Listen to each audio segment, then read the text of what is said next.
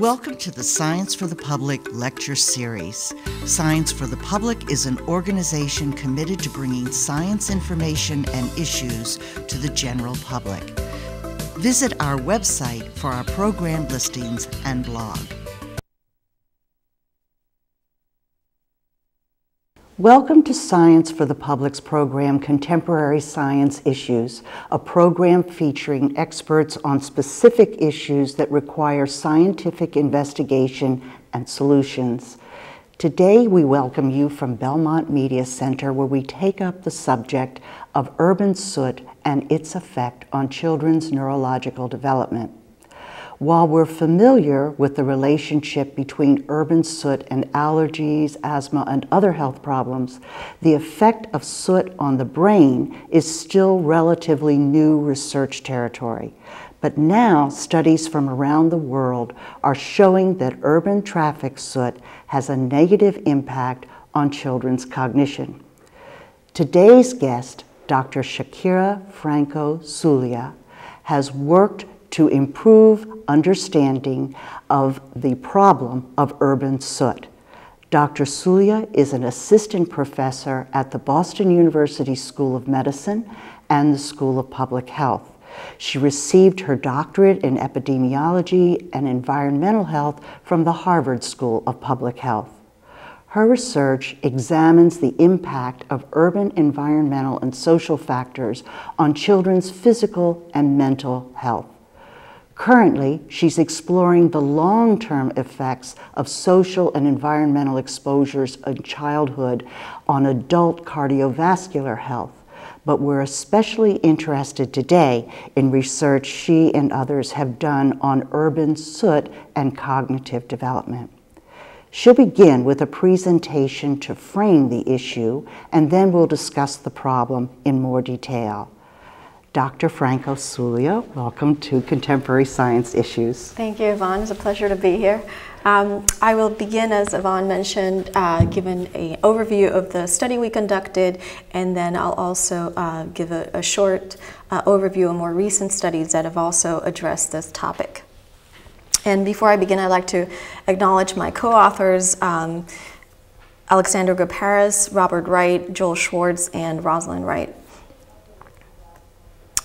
So we've known for many years that ambient air pollution has a strong respiratory and cardiovascular health effects, and that these effects are more strongly related with traffic-related particles. These particles are rich in elemental carbon and are the principal source of ultrafine particle exposure. Recently, some studies have documented the translocation of particles from the lung to other organs, either through systemic, translocation through the circulation, or directly through the olfactory nerve into the brain.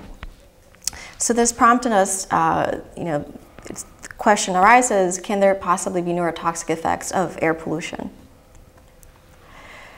There have been a few studies that have examined this topic, and they have generally focused on pathological lesions typically present in diseases such as Alzheimer's disease and Parkinson's disease. Dr. Calderon Garcidueñas in Mexico City has conducted a number of studies, and one of her first studies was in canines. She compared dogs that lived in Mexico City, where there's high levels of air pollution, to dogs that lived in cities with lower levels of air pollution. And she found evidence of chronic brain inflammation and an acceleration of Alzheimer's-like pathology. And then she's confirmed these studies in humans, where exposure to severe air pollution has been associated with elevated levels of pro-inflammatory markers and the accumulation of the 42 amino acid form of beta amyloid, which is a cause of neural dysfunction, and it's a hallmark protein of Alzheimer's disease. So given this evidence, what we set out to do was to examine the relationship between black carbon from traffic sources, which is a component of particulate matter, and cognition among children, followed in a prospective birth cohort study. So our study is embedded within a larger longitudinal study called the Maternal Infant Smoking Study of East Boston. This study was originally designed to look at the effects of prenatal tobacco smoke exposure on childhood lung growth and development and respiratory health in children. Approximately 1,000 women were enrolled into the study out of a neighborhood health center in Boston when they were about 20 weeks of gestation. 85% of them agreed to participate in the study and delivered a live-born infant, and were followed for a number of years. And the study was originated, or the women were recruited between 1986 and 1992, and in 1996, some new study initiatives were implemented. At this point, approximately 500 women remain in follow-up, and they were asked to participate, or the children were asked to participate in an assessment of psychosocial stress and also a neurocognitive assessment. And of the 500 women, or mother-child pairs, 218 children completed the neurocognitive assessment. Now, this does represent a reduction in the sample size from the original cohort, but the children who participated in the neurocognitive assessment did not differ based on demographic factors to the children who did not participate in the assessment. So we believe the two groups are comparable. So the neurocognitive assessment consisted of two tests. The first was the Kaufman Brief Intelligence Test. Both of these tests, I should mention, were administered when the children were between 8 and 11 years of age. And the Kaufman Brief Intelligence Test is a assessment of verbal and nonverbal intelligence. It has two subscales. One is a matrices and one is a vocabulary subscale. And then there's a composite IQ scale, which is the global, sort of the combination of the two subscales. The KBIT is a validated measure for cognitive assessment. It has good internal consistency, and it has good correlation with more widely used IQ tests, such as the Wechsler intelligence test, which is more widely used today. The second assessment that was done was a wide range assessment of memory and learning, which is a test really to determine the child's ability to learn and memorize information. And this test has also a number of subscales. It has a verbal memory scale, a visual memory scale, a learning, and then a general learning index scale, which is again sort of a composite of all the subscales. Both of these tests, the KBIT and the RAML, have a mean of, so the scores that we can obtain from these tests have a mean of 100 and a standard deviation of 15. Now, to estimate traffic exposures, or to estimate black carbon, we used a model to predict the children's black carbon exposure.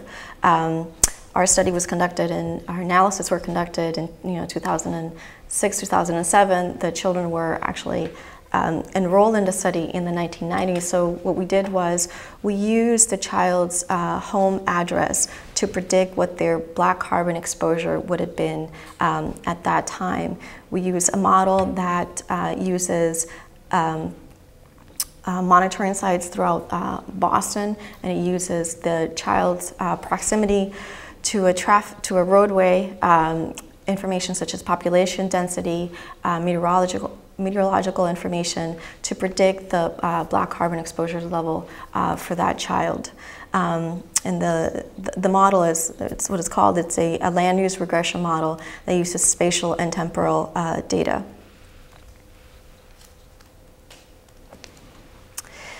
So there are a number of covariates, or a number of factors that we need to take into consideration that are associated with both child cognition and traffic exposures, and so we wanted to take those into consideration and sort of hold those constant. And what we considered was sociodemographic factors, such as the primary language spoken at home, the mother's highest education level as a marker of socioeconomic status. We also considered tobacco smoke exposure, both in utero and postnatal tobacco exposure, or secondhand smoke exposure. And because the original aims of the study were really to look at prenatal tobacco exposure, the study had some very good in utero tobacco data, in utero tobacco smoke exposure data, where the mothers were not only asked to report if they were smokers during pregnancy, but they were also asked to provide a urine sample, and a measure of urine cotinine was assessed to validate their reports of their smoking status. We've included birth weight information and also lead exposure. Now, in Massachusetts, as we know, it's mandated for children to be lead tested, so we extracted the blood lead level information from the medical records at the clinic where the children were receiving their care. We used what's called, or what we refer to as the peak blood lead, so it's the highest lead level that the child had during all the tests that they had during childhood. And we did this because a child with a high blood lead level would have subsequently many more tests just to monitor their blood lead level, and so we used their highest level as the marker of exposure. So here's some demographics of the sample of the 200 children. The mean age was 10 years of age. About half the sample was female. Approximately half the sample primarily spoke Spanish at home, and this is a reflection of the neighborhood where the women were recruited from. 82% of the sample, the mother's highest education level was either high school or less, which is essentially a low socioeconomic group that we're studying. And 77% of the mothers were either married or lived with a partner. 21% of the children were exposed to both in utero and secondhand smoke, and 45% were exposed to secondhand smoke. And here I show you the means of the scores for all the subscales for both the KBID and the RAML, and these are all within what we consider to be the normal range. And also the mean black carbon exposure, which is approximately 0.6 micrograms per cubic meter.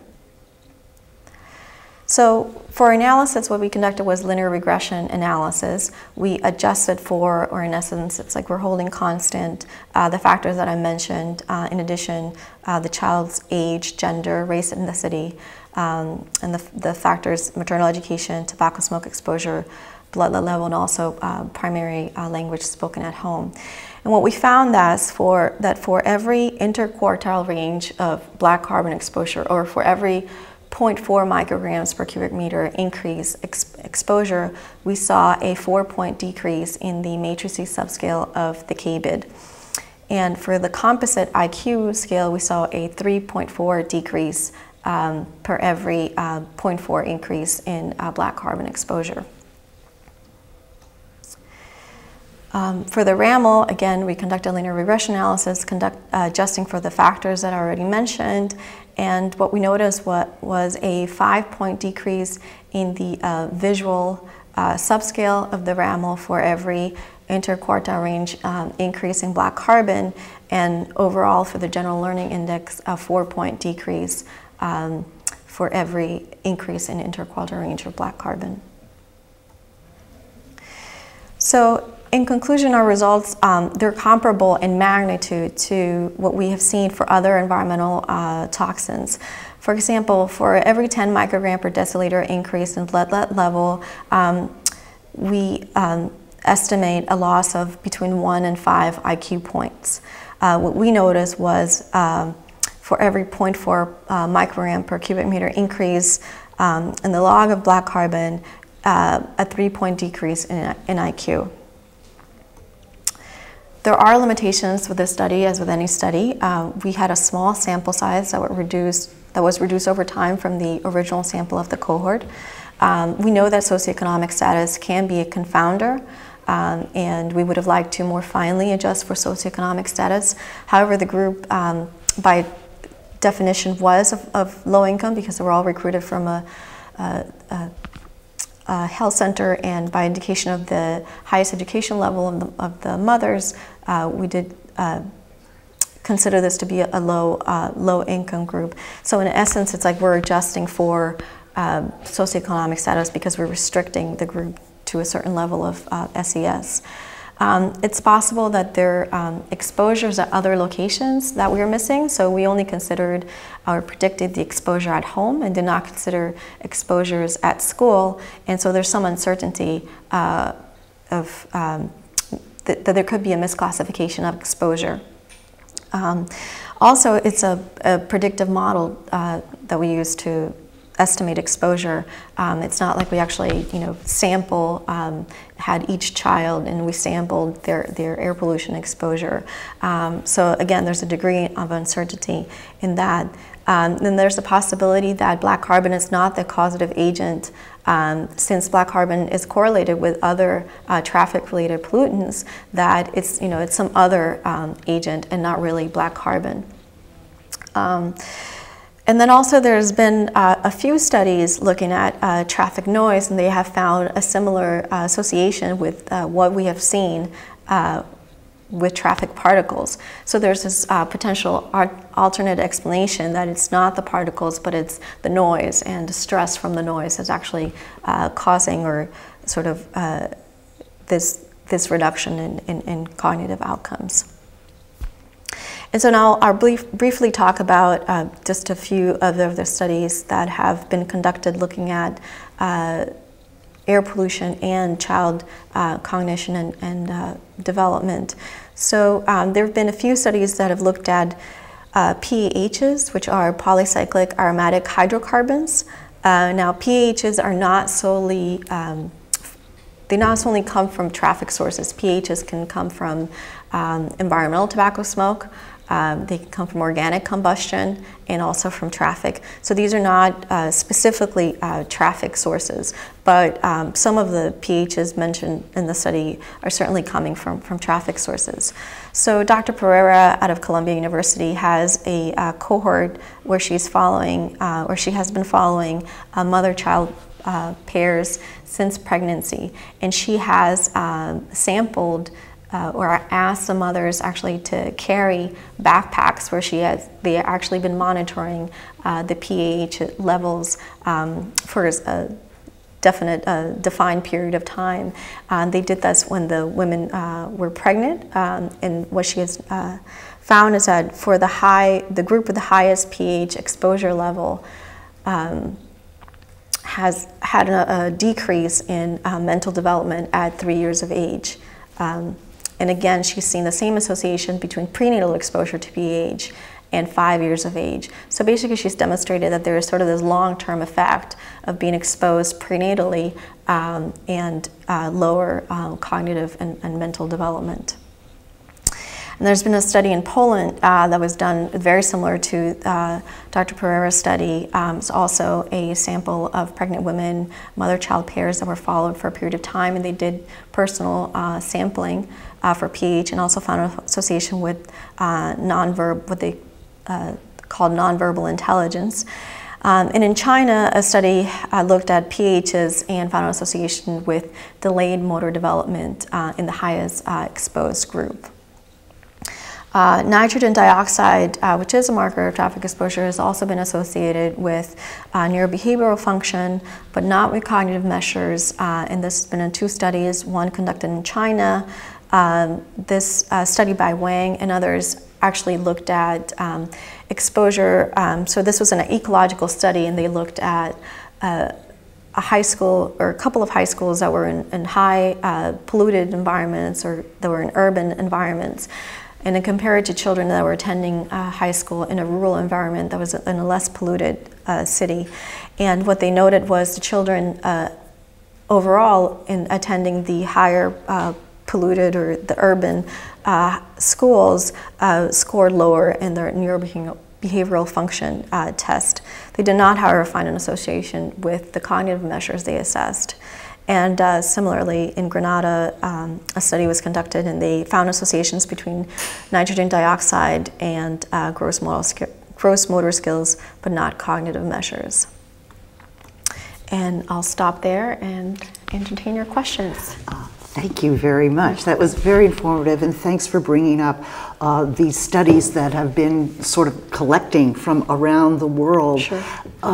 One of the things that was most striking to me in all of this as, as an aggregate of these studies, and not being an expert, but sort of representing the public voice there, is that the presence of lesions on the brain, and I took that as damning evidence. That's because that's hard to attribute to noise or to a lot of other things. Sure. That's a real physical thing, and then that was very similar to the sorts of things you'd expect with Alzheimer's and Parkinson's, as you said. So you can't go running around opening people's heads up and looking for these things. So they have to wait for a few years, apparently. But are you convinced by that there's a relationship with the soot in particular?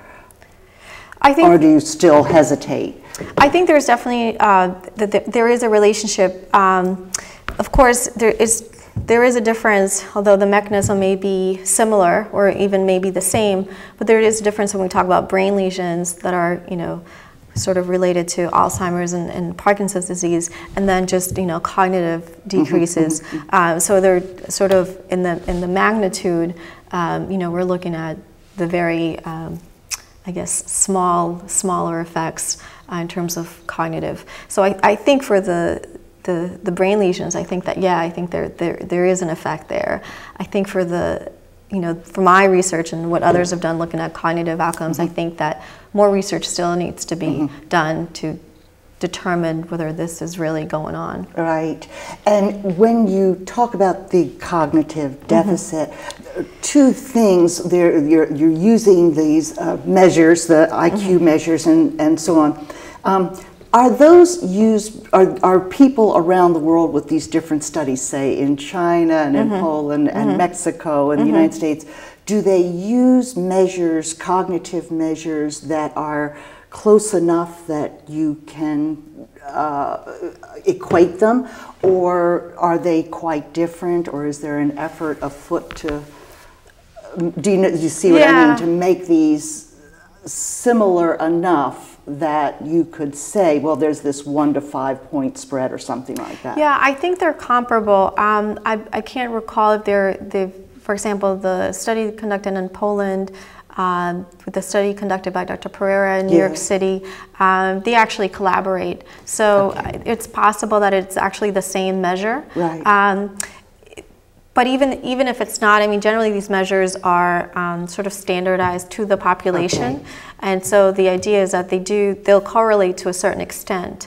But to an extent, you want them to be sort of normed to the population you're using them. So maybe a cognitive assessment in the US may not be used in China, but that still doesn't mean that you can't compare in the absolute sense. That's essentially what we need to know, because most of us don't know these different kinds of tests, and it can be bewildering. And could you explain whether, or I should say, can you explain how important this fall in IQ is, this diminished from what you would expect? Most of us don't know, like, how many points. So we're talking about before we have to worry there. That's right. So a 3-point drop in IQ, you wouldn't be able to tell the difference between a child that has, a 97 and a 94. Say, it's within the normal range, and and sort of at the individual level, you wouldn't. There's no difference. It's not. We did not sort of. The deficits that we saw were not sort of predicting delays in development, or not predicting, sort of, more severe effects. It is, though, worrisome in the sense that a 3-point drop sort of shifts the, 3-point drop in the average, and so it sort of shifts the, this average further to the left, and so you would have more children that may fall within the sort of below average level that may start to be a cause for concern. Also, for every point drop in IQ, you can actually correlate it to, because IQ is sort of it's a determinant of cognitive ability and educational achievement, and so what job end up getting. And so you can actually, for every drop in IQ, there is a drop in lifetime earnings. So sort of in a very, general sense, you can definitely, there is an effect of, and there have been a couple of analyses that have looked at the socioeconomic impact and the economic loss from, for example, blood lead exposure, which has been studied to a much more extent than traffic exposures and cognition. So it is a cause for concern, but not at the individual level. It's more of a societal level. Would you expect to see more like specific learning difficulties that we seem to have a whole menu of these things now, but would this be contributing to it, do you think, or this is a different thing? People, well, more dyslexia, but more learning problems that we seem to experience. I mean, it's possible. We haven't, in our study, we looked at, the RAML, so the study that I described, the assessment, does look at learning and memorization, and we did find an association, so, it's possible if, this is replicated in other studies that, we could see that a stronger association there, and then that the effects, are not only, with drops in IQ, but also in sort of, actually effects in the risk or the odds of having a learning disability. But from our study, we just can't really know that tell just yet, and there's still such as much evidence accumulating and being sorted through, so much data, I imagine, so that you can't judge it perhaps just yet. And in terms of these children, in terms of their prospects down the line, are there by any chance other just general health problems that you had noticed or this is just focused entirely on their mental development? Well, we focus on their mental, cognitive development, but there have been studies that have shown associations between traffic-related, exposures and prevalence of asthma, chronic respiratory symptoms, acute respiratory symptoms, lung function deficits. So we definitely know that there is an effect there. There's been two somewhat recent studies looking at hazardous air pollutants and autism. Now, hazardous air pollutants are not solely, traffic-based, and so they're, industrial facilities, airplanes, household pesticides, organic solvents. So there's a slew of hazardous air pollutants. And one study was actually done in San Francisco, and they did find an association with some of the metals that they looked at, and I think some of the chlorinated solvents that they looked at. And it was done retrospectively, sort of looked at children that had been diagnosed with an autism spectrum disorder and looked at their levels of hazardous air pollutants based on their home address at birth, and then a group of just children that had not been diagnosed, sort of as a control group.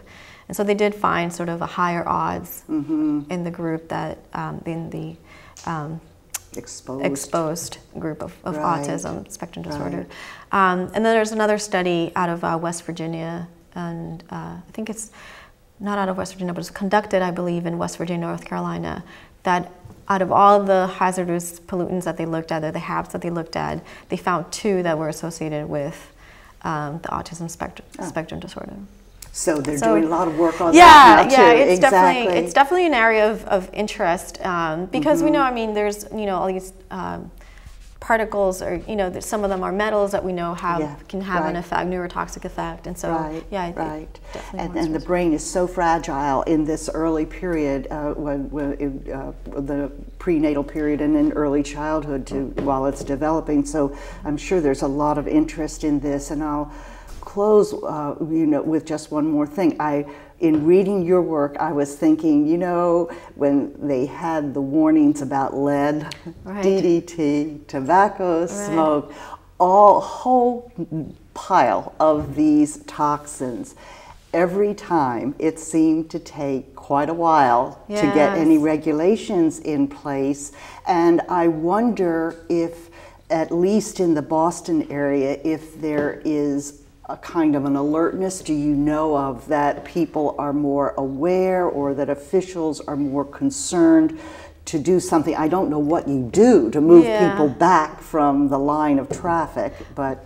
Right. I mean, solely not based in this, in our findings, or even, you know, in the findings of, you know, the pH studies or the Right. nitrogen dioxide studies. I think it's still considered sort of new. Yes. But there is evidence of traffic-related particles on, you know, a slew of other, you know, health effects, respiratory Right, health effects, and right. cardiovascular health effects. So we do have evidence to do something. You know, moving people away from traffic, it's sort of, you know, you can't help, you know, based on your, you know, socioeconomic status, your income level, Right. you know, there's some families that just can't help to live very close to traffic. So I think it does sort of rest on, you know, government and, you know, to try to correct this. So because I think it was in your study that I noticed, actually it's a fairly, you could say, narrow corridor. You need to be, this is, say, the corridor where the pollutants are most dense, and you have a lot of people living right there, right on top of that. But you can go back, I can't remember what the distance was, but it seemed to me it wasn't that big a distance. So they could perhaps think in terms of moving people, keeping people out of those situations. I don't know. Yeah, I mean, there's you know, proximity to roadways. You know, I guess Yeah. it depends on how you look at it. You know, your exposure definitely diminishes the further you're away. Now, that doesn't mean that, you know, you move away from a traffic source, but you're downstream from some other source. Some other one waiting for you. Yeah. Yes. Urban life. Exactly. Exactly. Well, Dr. Suglia, thank you You're very very much welcome. for joining us. It was very informative, and I appreciate your coming and giving us this wonderful report. My Thank you. pleasure. Thank you.